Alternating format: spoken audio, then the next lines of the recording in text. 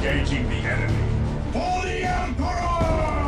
I've been looking for you, Space Marine. Alright guys, this is just going to be a little tip, trick, whatever you want to call it, guide to help painting yellow, especially very bright yellows.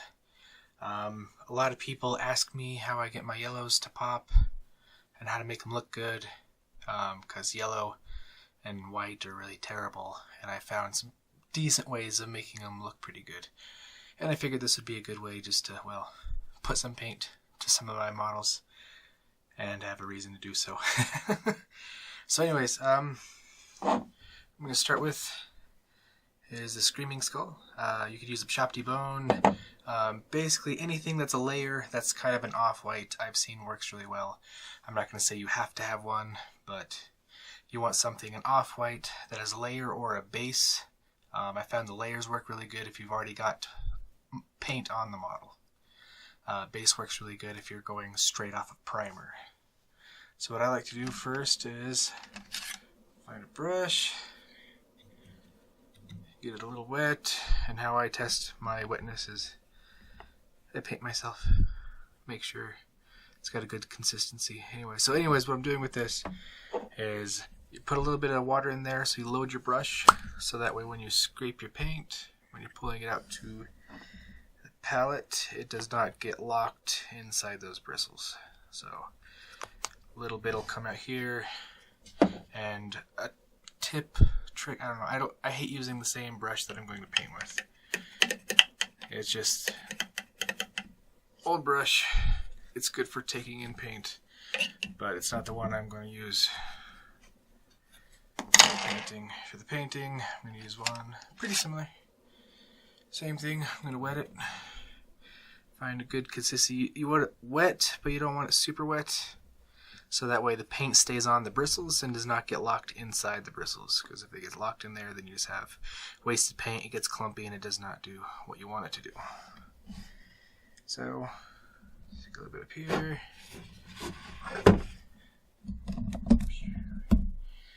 And I'm going to be doing this. My Stompa. Yay. I like my orcs, and I am just kind of finding a reason to get some of this painting done that I've been meaning to do for years.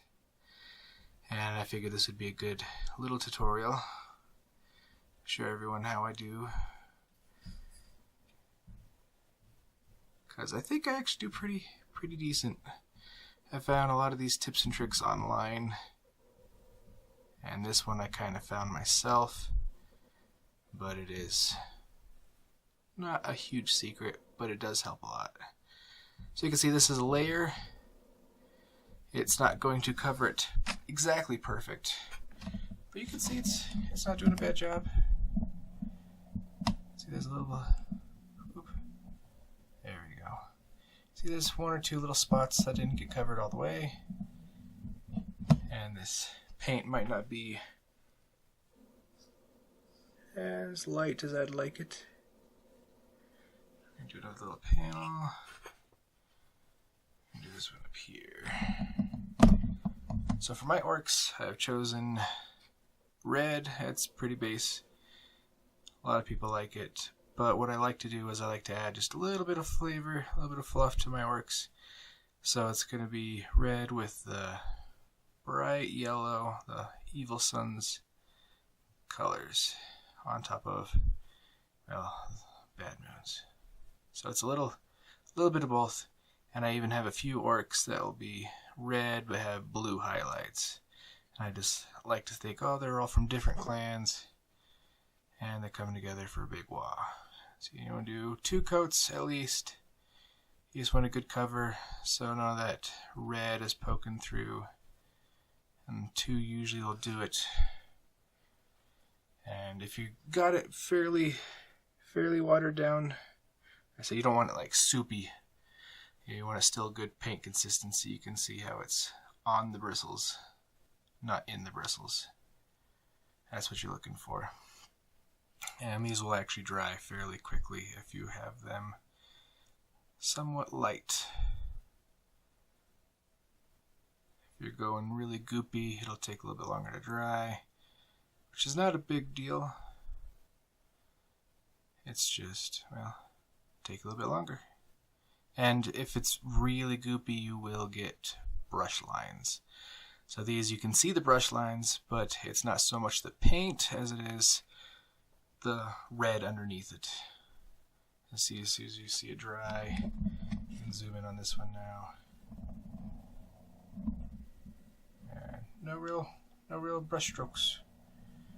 'Cause that's why you want to thin your paints a little bit. That's why doing the thinning as it dries, the brush strokes are going to go away, and it's going to look just a little bit more uniform.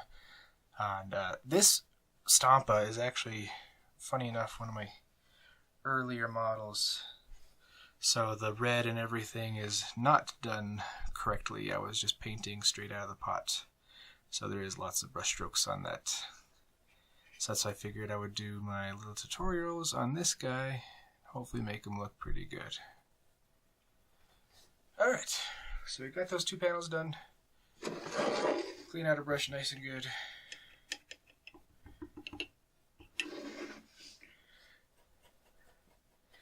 Set that on my side. Now I'm going to take my Flash Gitz Yellow. Same thing, go back to this first brush. Make sure it's damp still. Take a little globbins. Put you down there. So this is where the yellow is really going to come into handy. Alright, clean off the brush. Make sure you're using a nice clean water to thin your paints. Because even if you are getting your brush really clean in the dirt water, you will still hold a little pigment in there, so when you go to mix your paints, they will come through, and especially on this yellow, you don't want any extra pigments to come through. So, got my load brush out the way, find a good consistency. Ooh, that's not too bad. That's when I am painting, my wife always makes fun of me because I do that, but I'll go between like 5 or 6 different colors. And I will end up with painted hand. All this is just 10 different colors. So let me just start to put this yellow on. And as you can see, with that bone color, that white, this yellow is actually going on fairly nice. And especially when it dries. And another great thing is if you have a nice white layer on the bottom, that's a good highlight. So if any peeks through on the corners, on the edges, if you're going for speed, it actually comes out looking fairly nice with less work involved. As you can see, I didn't really hit those edges a whole lot, and it's starting to get a shine effect. You know, an outline effect. That's what we're going for, especially when we're just about finished. On this panel, the way I find is I like to hit the outsides and then work my way into the center.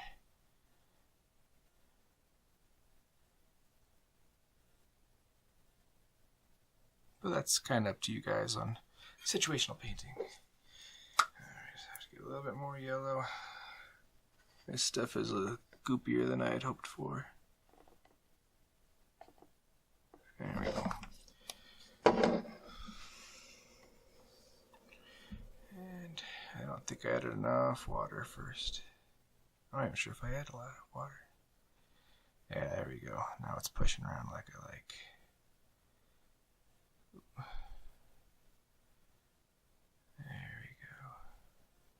Nice. See, it's going on pretty good. I'll put another little thin coat down here. So if you've ever tried to paint yellow, it always, if you didn't do a base underneath it, it always seemed like it would take 5 or 6 little coats here. After 2 coats, we have this panel.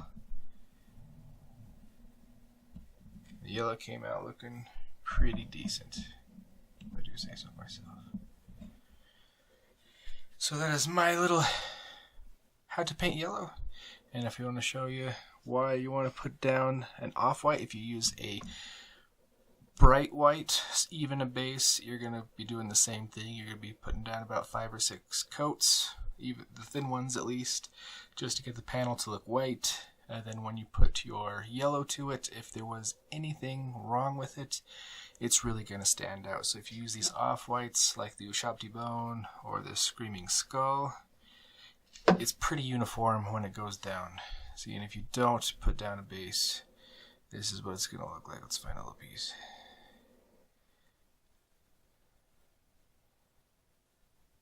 See, I'm not sure if you can see it right now. You're going to get this reddish gook coming around, and then you're going to have to come back, and you're going to have to paint it, and then you're going to have to paint it, and then you're going to have to paint it. And it's just, it's a huge hassle. So like I said here, you can see the edges. It already has a nice little defined edge, and then there's not even a whole lot of extra work involved. So that way when we do add our edging to it, it's going to pop even more. So yeah, that was it for this little tutorial. So remember guys, have fun out there. Alright guys, so in this video I just want to show you what I meant by not finishing my edges because of the white. It's not because I'm lazy. I went back, saw the footage, and it looks because I'm pretty lazy because I didn't finish it with what I wanted to do and what I was going to show you guys. I just kind of finished it off super quick. So if you see it now, I have edging on my plates. So I'm going for these plates. I'm going for bright, really popping yellow, like just painted, because orcs, yellow's everything. They love their yellow. Well, I guess not everything, but they love their yellow. They want shit to look good. So they always take care of it, and that's what I was doing is I got my little weedy beady brush here, and I'm doing a little bit of ceramite yellow, and trying to make it not like a wash, but really, really thin. And if you can see here, it's like a pretty solid box. And if you go up to this top panel, you can see that top right corner is more bright, I guess, and then it kind of fades off. So that's what I was trying to do here. You want to do just maybe a tiny bit of wet blending. And what I like to do is I like to pick a corner, and so that way the sun is coming in at an angle. Well, it's coming in this way. Sorry, I just had the brush in there. So it comes in this way, hits this edge first, bounces off. So this edge is going to be shinier. And you don't have to do that. You could just pick, do edging along the entire thing. Just totally fine. But I like to diorama paint, I guess is the way to say it. So just a little bit of wet blending for the edges. So what I did is I started off, I just regular paint, edged it, picked a corner, did a little bit more, and this is when I come in with the extra wet brush for a little bit of wet blending. You don't want to do a lot of this, you really don't. Just enough to pick a corner. What you want to do is you kind of want to beat the crap out of it, this one edge, and then you want to fade in with this wet blending. You could also do a dry brush. What I'm just showing you guys right here is the wet blending. And this works really good with white. Make sure it's wet. I guess you don't want to like a shade consistency, but you want this is one you want pretty soupy. And you don't want a whole lot in your brush, like almost like dry brushing with wet paint. What you want to do is you want to pull that wet line out. So you're not going to see a whole lot at first. And you can see when you zoom in that it's not just a solid chunk. And you've got pieces where the metal's kind of warped right here. It's not perfectly flush. And when you're coming in with this wet blending, it's going to start to lighten up. So up close it might look more like a salad box, but on the table, what we hopefully got here is just some really shiny yellow plates. Alright, so that's going to be it for this one, guys. Just a little add-on to the video, so it's... I already said it, but remember, have fun out there.